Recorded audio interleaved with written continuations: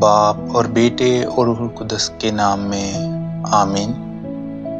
ہمارے لیے آج کی تلاوت رسولوں کے اعمال اس کا 15واں باب اور اس کی 7ویں آیت سے لے کر 21ویں آیت تک۔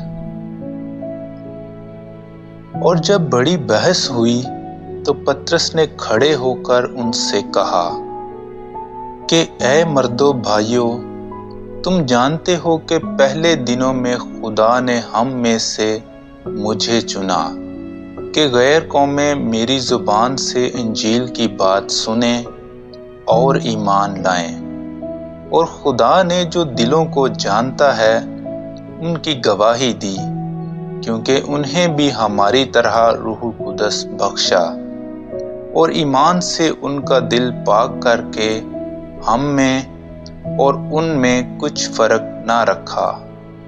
پس تم کیوں خدا کو آزماتے ہو کہ شاگردوں کی گردن پر ایسا جوا رکھتے ہو جسے نہ ہمارے باپ دادا اور نہ ہم اٹھا سکتے تھے؟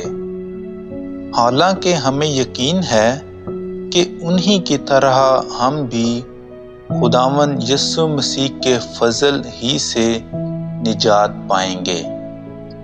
تب ساری جماعت چپ رہی اور برناباس اور پولوس سے یہ بیان سننے لگی کہ خدا نے کیسے کرشمے اور کرامتیں ان کے وسیلے غیر قوموں میں ظاہر کیں۔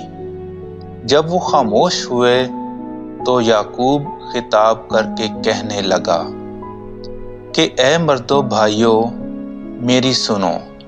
شمعون نے بیان کیا ہے کہ کس طرح خدا نے پہلے غیر قوموں پر نظر کی کہ ان میں سے ایک امت اپنے نام کے لیے چنی، اور انبیاء کی باتیں بھی اس کے مطابق ہیں۔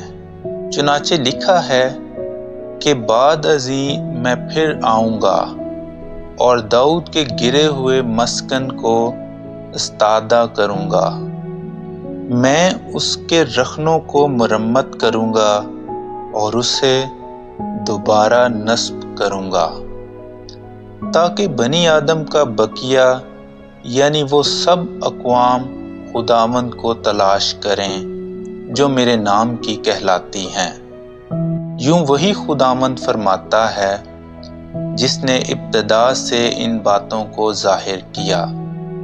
پس میری رائے یہ ہے کہ جو غیر قوموں میں سے خدا کی طرف رجوع لاتے ہیں انہیں تکلیف نہ دینی چاہیے، مگر لکھ کر تاکید کی جائے کہ بتوں کے مکروہات اور حرام کاری اور گلا گھونٹے ہوئے جانوروں اور لہو سے پرہیز کریں، کیونکہ پرانے زمانہ سے ہر شہر میں موسیٰ کی شریعت کی منادی کرنے والے ہوتے آئے ہیں، اور ہر سبت کو وہ عبادت خانوں میں پڑھ کر سنائی جاتی ہیں۔